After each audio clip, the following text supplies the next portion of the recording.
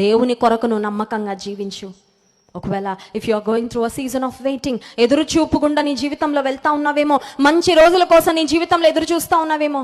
యోసేపు జీవితంలో మనం ఆలోచన చేస్తే, ఆ చెరసాలలో ఉన్నప్పుడు, పొతీఫర్ ఇంట్లో ఉన్నప్పుడు యోసేపుకు బహుశా ఒక ఆలోచన వచ్చి ఉండొచ్చు. అదేంటంటే, గడిచిపోయిన రోజులే మంచి రోజులేమో, నాన్న దగ్గర అమ్మ దగ్గర ఉన్నప్పుడు ఎంత మంచి రోజులు, ఇక ఆ మంచి రోజులు నా జీవితంలో ఎప్పుడు రావు అనే శోధన వచ్చి ఉండొచ్చు.